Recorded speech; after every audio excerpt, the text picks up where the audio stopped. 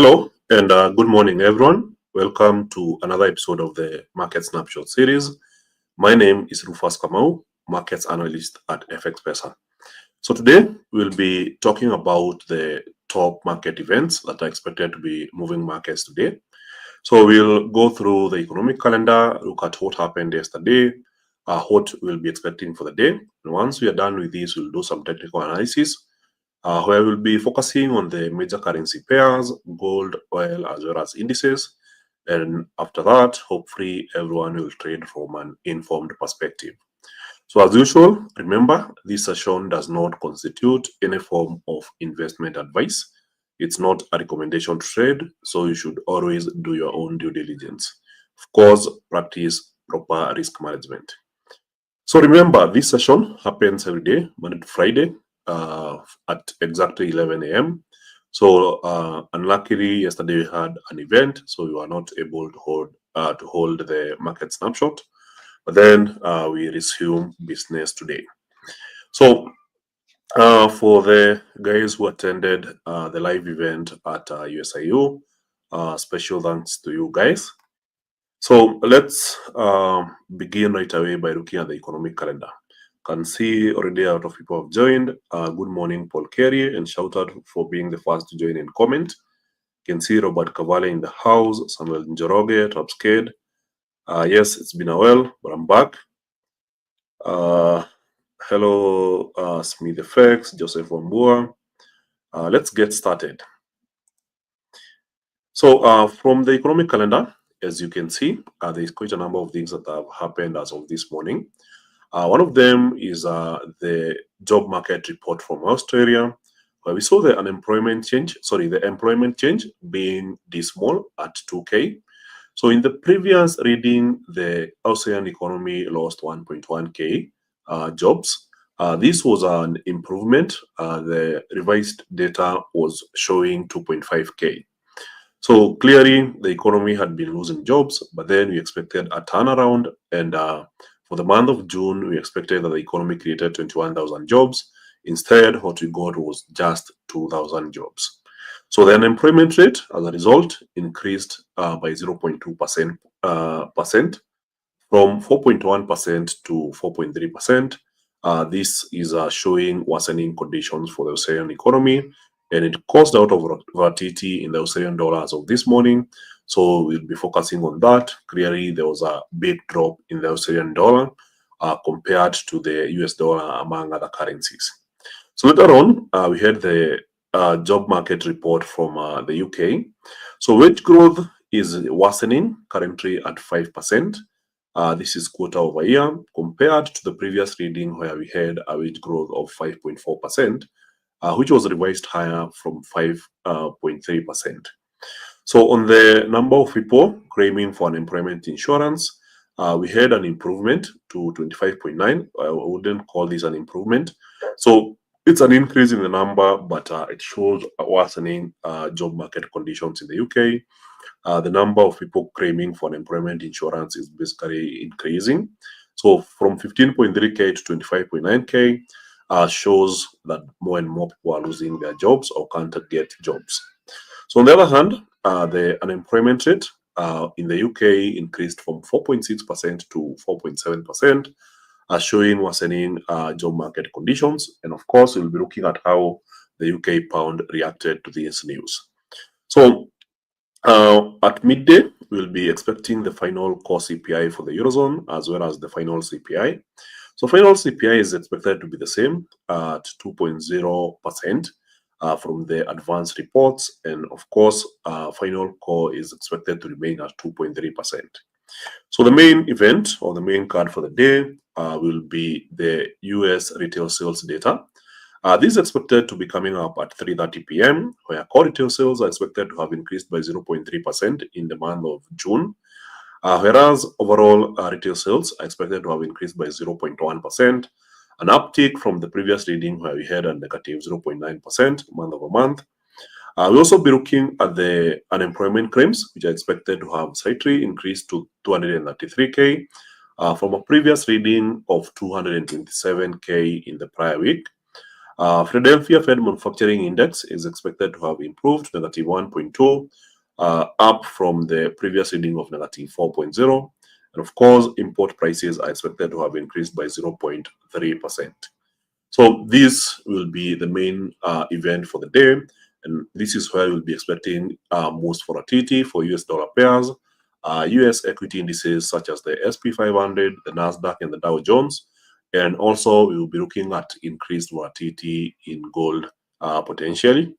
And this really depends on the variation between the forecast and the outcome of the news, which will be reported at 3:30 p.m.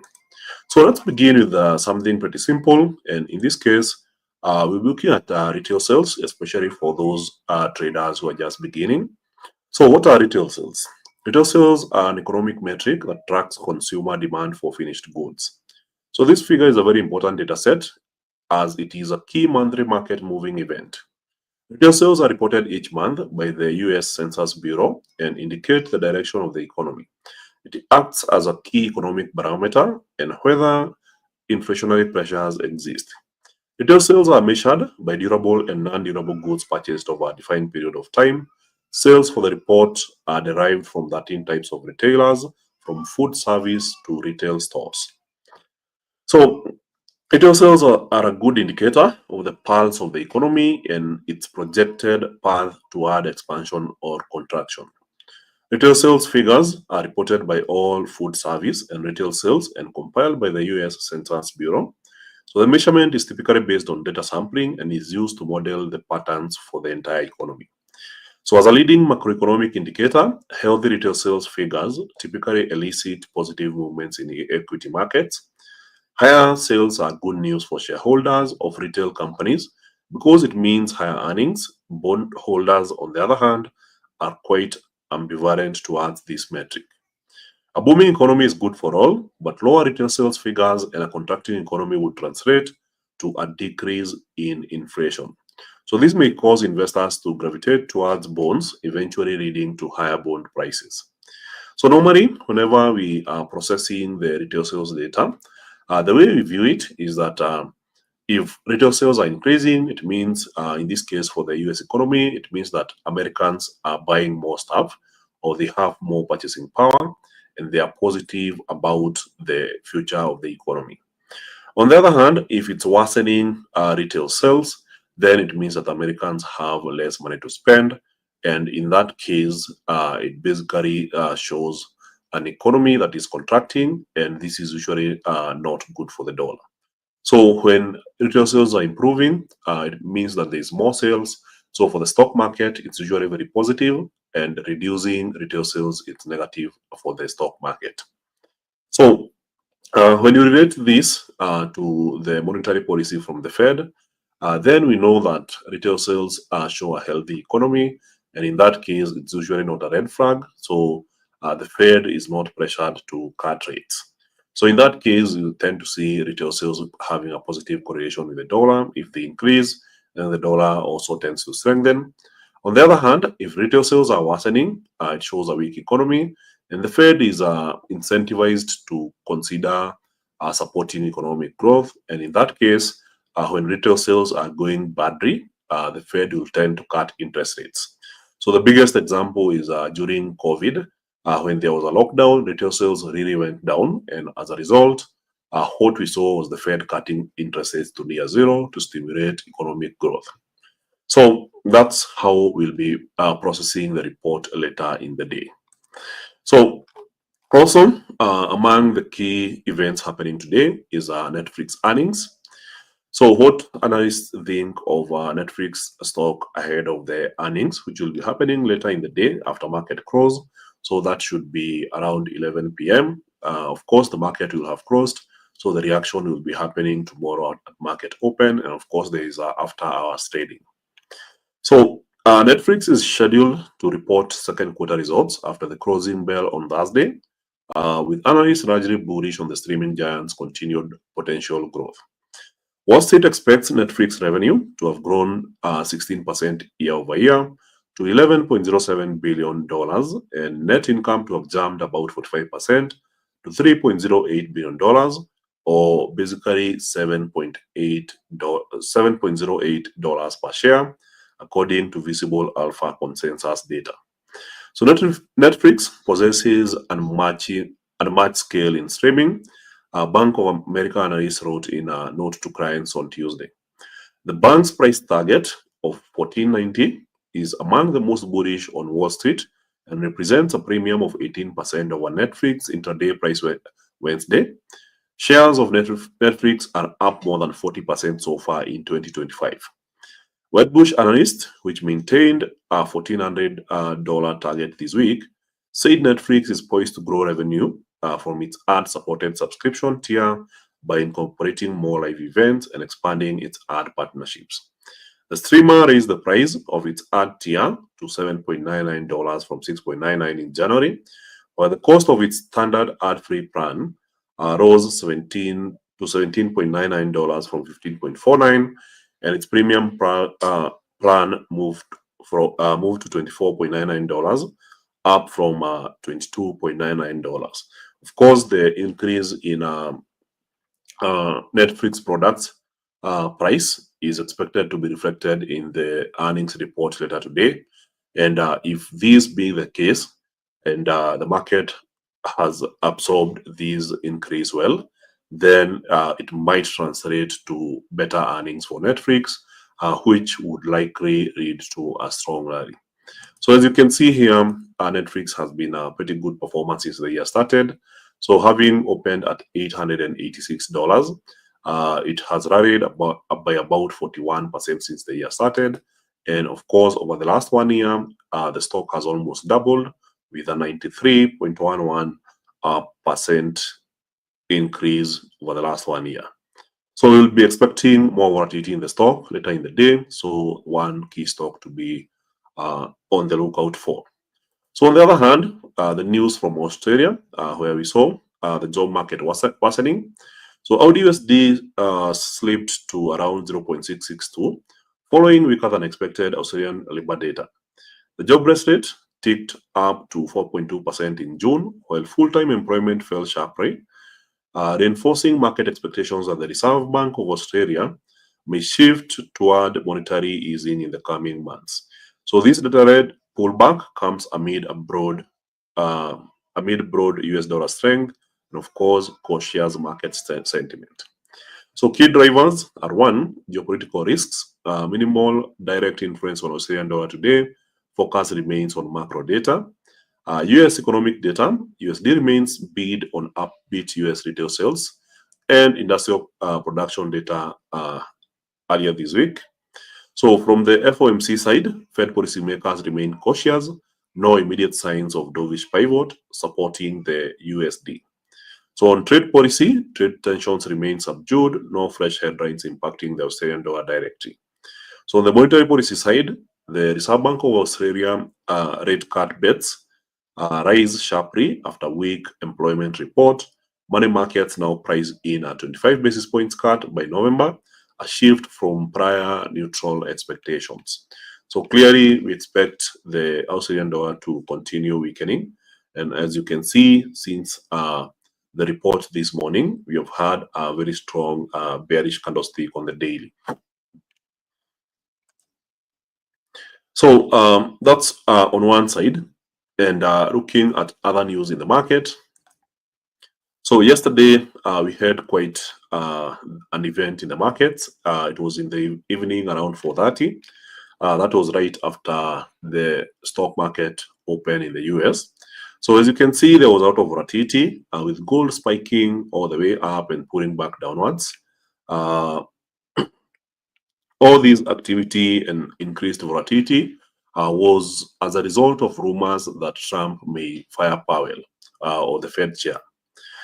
So Trump sparks market chaos, denies CBS reports of imminent firing of knucklehead Powell. That's a name that he used on Powell. I wonder why.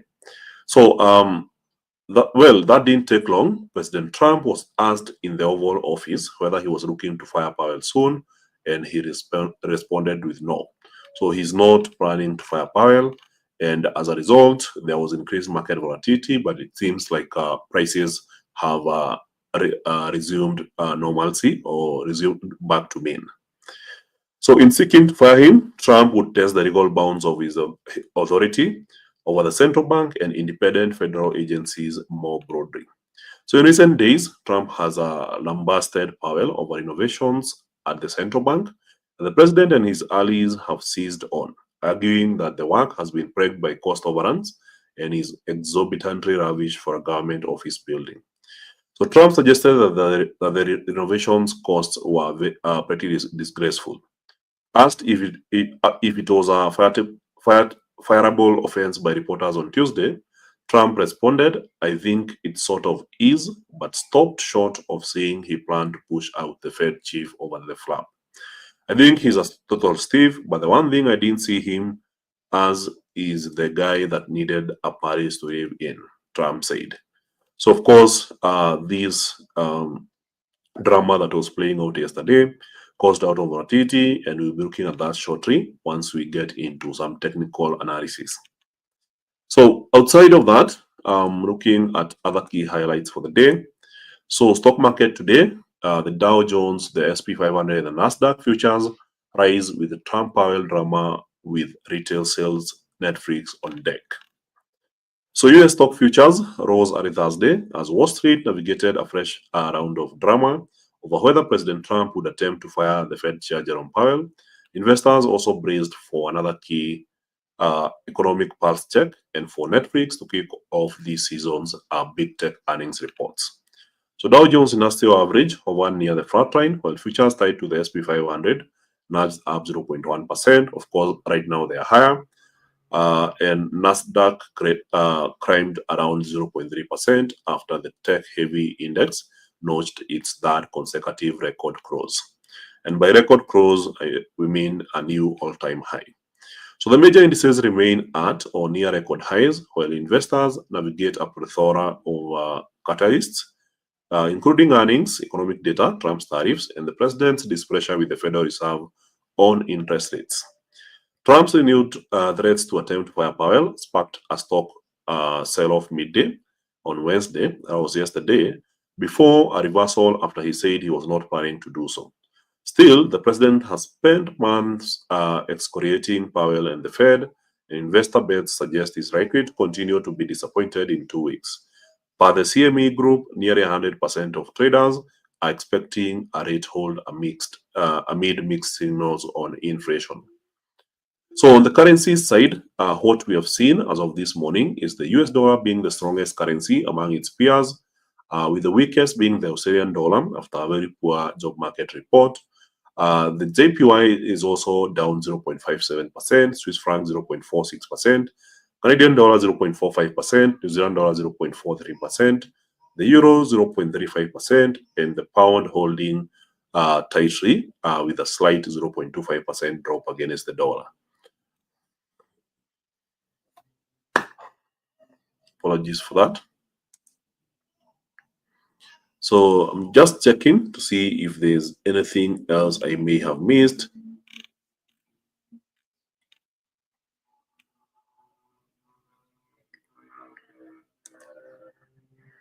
So on highlights from trading economics, it's the same petty news we have covered so far.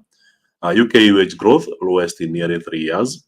European stocks rebound, earnings in focus. Swiss trade surplus nearly doubles. China youth jobless rate lowest in a year, whereas Australia jobless rate highest since the late 2021. Brent gains on demand optimism, and Japan exports fall for a second month. So other than that, I don't think there is anything else we missed. So I believe we can jump straight into some technical analysis. So kindly give me a sec.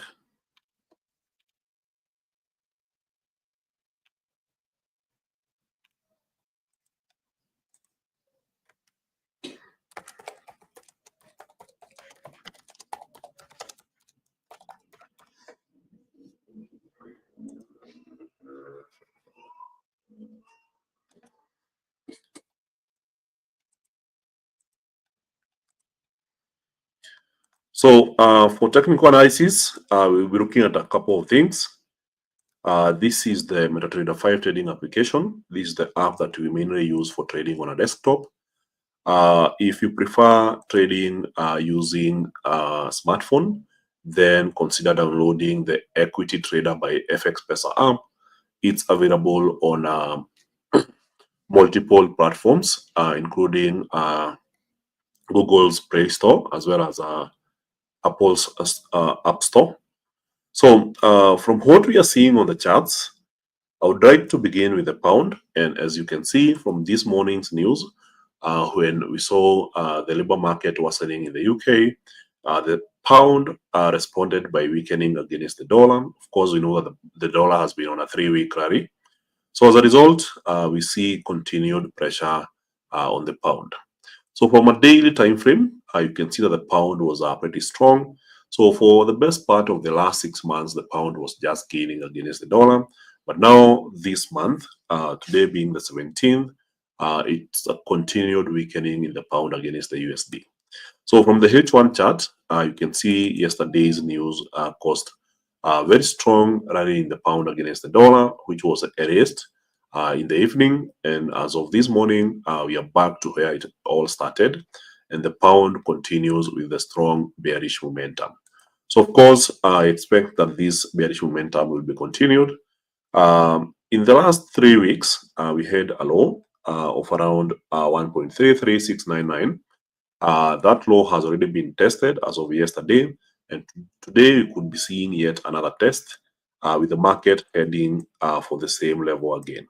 So expect the market to be retesting yesterday's low, and this is for pound USD. So on the other hand, looking for the Australian dollar and how it has performed since this morning's job market news, all we can see is a strong weakness in the Australian dollar, indicating more bearish momentum to be expected. Of course, there's still some room for more downside momentum. So in this case, possible extension to 0.64467. So from the H1 chart, it shows that we are likely to potentially get there, having broken the support that we saw in the last 2 weeks. So good chance that we see continued momentum lower. For Euro USD, we have been in this bearish momentum or bearish channel. And from the forward chart, you can see that there's this particular trend line that has been holding. And this started all the way back in May 12th. So since the market broke towards the lower side, that was 2 days ago, yesterday, after the strong volatility happened with the Trump drama, the market shot all the way up, but then later resumed bearish momentum, and we are right back to where we started, and we could be seeing a continuation of the bearish momentum trend in Euro USD, with a key level support being at this area here. Notice that area there. So after the market got to that area, there was a very strong support. So from the H1 chart, you can already see the market bouncing from here. So we should be expecting to see further bearish momentum, but for now, it seems likely that the euro is rebounding from that support area and moving a bit higher. So potentially, we could be seeing the market retesting this area here. But the idea is to be looking for a continuation in the direction of the long-term momentum, which is bearish. So on the dollar trading against the Swiss franc, we are yet to test this trend line yet again. So after yesterday's momentum, notice that we are back to the same area. We have retested that high, and it seems like the prices or the market is rejecting higher prices, and as a result, the market is pulling back downwards. Of course, we should be expecting a retest of this area here. So it's a very short-term momentum, but at least the market retests this previous high, now turned into a support. So on the other currencies, New Zealand USD is also extremely bearish, and from the forward chart, it seems more likely that after we broke the support area here, we could extend this low to the low that we saw about 4 weeks ago at around 0.58825, and this is backed on the assumption that the dollar continues strengthening. So Outside of that, we also have some other things happening in the markets. Of course, the dollar index is on a third consecutive week of a rally, having hit 98.4 level. And of course, we expect this momentum to continue. So even if we had that big scare yesterday, the market has resumed way back to right where it started, and we expect the momentum to continue moving higher.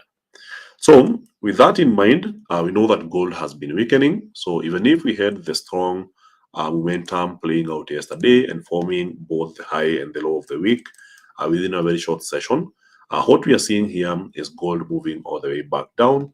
And of course, a key level support would be at 33.20. So expect gold to be retesting that particular area today. So clearly, very strong bearish momentum for the day. It was the same thing yesterday before the Powell drama, and of course, we expect that to be the same case. So notice that since the week started, here with the gap, we have had bearish momentum on Monday, same thing as Tuesday, Wednesday at the New York session, but then the big drama, and then today we see continuation of the same bearish momentum, which indicates that we could be seeing a new low for the week in gold later today. So on the other hand, if you look at silver, it formed a new record high at $39 per ounce. So even if you go to weekly and monthly charts, you can't even see the last time silver was trading at 39.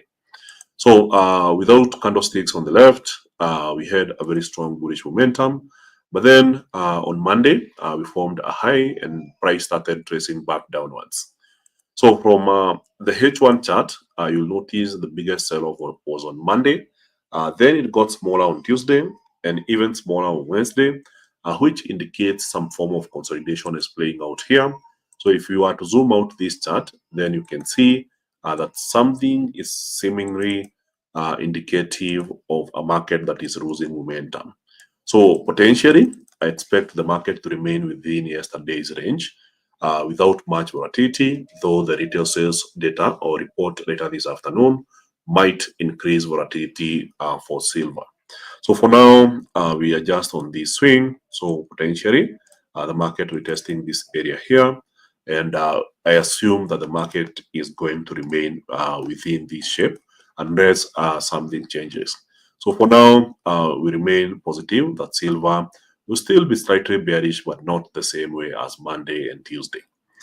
So Bitcoin formed a new all-time high of $123,000 and then immediately raised some of those gains. Tuesday continued raising, Wednesday some recovery, and today more of sideways momentum. So clearly some form of consolidation before we know the next side of momentum. And of course, if you really look at this chart well, you will notice that we could be looking at a potential setup of a head and shoulder pattern. If these were to be the first shoulder, the head, and the second shoulder, then this might be confirmed if the market gets back to around 116,550. But then if that doesn't play out, then the idea is a continuation with the bullish momentum in Bitcoin. So as for US equity indices, the Dow Jones is currently trading in a flag. From the daily time frame, we know it has been a very strong recovery since the low that we saw here on the 4th of April. That was 2 days after April to Liberation Day tariffs. So after we got to that low, the market has really recovered, not yet hit a new all-time high. And then from the 1 hour time frame, you can see that the market is still in a flag. And of course, after yesterday's scare, there was a very strong recovery, and I expect this to continue higher to around 44,424. So as for US 500, we have been trading in a range. This is the SP 500. So being in this range, now we know that the market is swinging from the lower side towards the upper side. Of course, key level resistance is around 6,285. I expect that to be the play for the day. And for the Nasdaq, which has been hitting new all-time highs, though without much of progression after hitting a new high at the beginning of the month, we have seen this being more of a sideways momentum. So from the 4 hour time frame, it's a slight rally, but then right now on the current swing, We just got from the lower trend line. This was yesterday, and now we are looking at the market making a very strong rally. And of course, Netflix earnings could have something to do with an extension of the rally. So we'll be watching the last high that we saw on Tuesday as a potential target for the Nasdaq today. So as for Brent oil prices, we know we've had a very strong recovery in Brent oil prices. But then since the high that we saw on the 14th of July, what we are seeing is the market breaking to the lower side now. So after the break, a couple of retests here, we saw a very strong slide yesterday. In this case, dropping to 67.314 dollars per barrel. And as of this morning, what we are seeing here is the market establishing some form of resistance along this area here.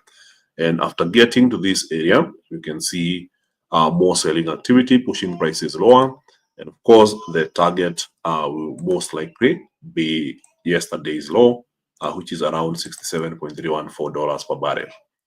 So on other equities, the Nikkei 225 index, the benchmark index for Japan, has been trading on this range or slightly bearish channel. So yesterday, we had a very strong bounce from the lower side, and we rallied all the way towards the upper side of the channel. So right now, the market is testing this particular resistance, which is almost the same price as yesterday's high. And if we see rejection, then the idea is for the market to reverse and get back towards the lower side of the channel. But then there is also a potential for a breakout towards the upper side. So we remain patient and watch the price action around this area. So as for the UK 100, here from the daily time frame, you can see that we have been hitting new all-time highs. As early as this week, this was on Tuesday, we had the market pushing even higher. But then a pullback happened towards the end of the day on Tuesday. Wednesday, we had a very strong push towards the lower side, which was rejected. And now it seems more likely that this market is trading in some form of consolidation. We'll be observing this closely. Here, we have what looks like a head and shoulder pattern again. This was the first shoulder, the head, and now you're forming the second shoulder. Then the pattern might be completed if the market gets to this particular neckline. So we'll be watching this closely. Of course, we expect the UK 100 index to be bearish for the day, given the poor labor market report that we saw earlier this morning. So as for other European equity indices, we have the German DAX or the DAX 40, which has been pretty impressive for the last 3 weeks. But now towards the end of last week and this week, here we have seen the index weakening. So from the H1 chart, notice that we've just retested the high of the week. So this zone here has been seeing more of rejected higher prices. And as a result, good potential entry for short selling opportunities. Of course, we have this area as a potential target. This is around 23,982. So for the Spanish IBEX, it's an index that has been struggling to get even higher. So after we got to a new all-time high here, you can see we have had pretty mixed days, red, green, red, green, red, green, and so on. So from the forward time frame, I would say for the last 9 weeks, it's more like a flag. And from the 1 hour time frame, notice there has been a big drop earlier in the week. So after the sharp drop, we had a recovery and then an even further drop. Yesterday's drop wasn't as deep as the prior days, but then attempts to move higher are being met with more short selling pressure. So this is especially so after Trump threatened the EU with more sanctions. So I'll be expecting to see more evidence of short sellers entering the market to look for more shorting opportunities. So for the Swiss stock market index, we opened with a gap up and the market has already closed the gap. But then from a daily time frame perspective, it's more of a sideways momentum after about a 50% recovery from this big sell-off here. So we made about a 50% recovery, and the market is now moving sideways. So from the 4-hour time frame, it's time to adjust our trend line here and now reflect the new prices here. And these are the trend line, reflect the new prices here. And clearly, there is a slight incline towards the upper side. And of course, right now, it seems like the market is bouncing from the lower trend line, moving towards the upper trend line, even though for the day, it seems like there's out of selling pressure. The general momentum is higher compared to the prior days. And if you look at the French 40 stock market index, also made some good recovery, 60, 70%. But then since then, it has been moving sideways. Here we had a breakout towards the lower side, but then the market has maintained more bullish momentum. Almost got to the top of the pattern, top of the triangle here, but then there was another pullback. And now, if you look at a smaller time frame, you'll notice that we have this particular trend line serving as support, but then it was broken towards the lower side. And then yesterday, a very strong rejection of lower prices, indicating potential for more bullish momentum. So there's a good chance that we see more bullish momentum. Of course, we have this gap here. So the market may close this particular gap today before making the next move. So as for the Netherlands stock market index, clearly a very strong rejection of higher prices, which would likely lead us to more bearish momentum to around 905.33. And this is after we had this strong rejection earlier in the day. So for the Norway stock market index, yes, we had a very strong bearish momentum, but it seems like the market is jumping on towards the positive side quite strongly, and we should be expecting the strong bullish momentum to continue. So there's a gap here that we haven't closed yet, and the market has been really struggling to close the gap. So after the strong jump towards the lower side, notice how the market has just closed the gap, which indicates likely bullish momentum. So that's it for the day. I'll be checking on the comment section to see if there's any questions. Respond as we approach the end. So good morning, Wycliffe. Can see Maureen in the house. Eric Kengere, good morning. So yes, as I mentioned, the market became volatile. If you had no idea what was happening, it was the drama where there was rumors from various media stations that Trump would fire the Fed chair Jerome Powell, which eventually he was interviewed in the Oval Office, and he mentioned that he's not looking to fire Jerome Powell. So that's what happened yesterday. So another comment, Netflix is a defensive stock based on current uncertainty and tariffs. Make it a no-brainer beating earnings top and bottom. Yes, there's a good likelihood. Netflix is more of a tech company classified under communications. So we should be looking at a potential outperformance later in the day.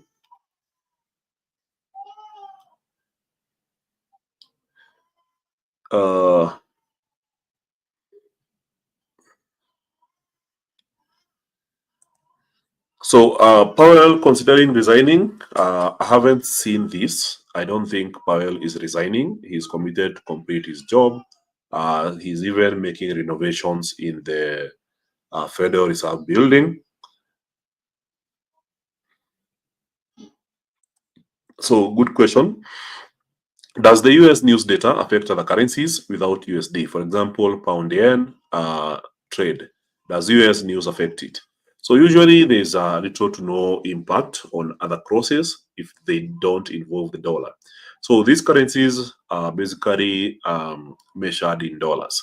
So to understand the value of the pound, we look at pound USD. To understand the value of the yen, we look at USD yen. So clearly, if there's a big move in any of the US dollar XXX pairs, then as a result, you might see some increased volatility in the other pairs, but most likely you don't see much of a change.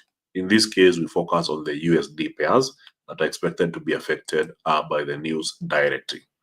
So that's it for the day. Remember to check out the latest episodes of the Bullish Banter podcast. Also, if you're just a beginner, then consider checking the links in the description below to register for a trading account. It's free of charge. You'll get a demo account, practice, and once you understand how the system works, then you may consider getting into a live account. So on the other hand, for learners, make sure to check the links make sure to check out the FX Pesa YouTube for the Novice to Pro series.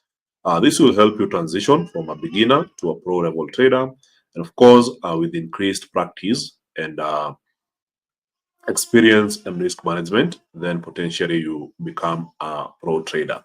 So make sure to begin that journey and study each day, turn up for the markets every day, and hopefully you get to improve on that skill and be better, and hopefully grab something for yourself from the markets. So that's it. Enjoy the rest of your day. Remember, the sessions happen every day, Monday to Friday at exactly 11 a.m.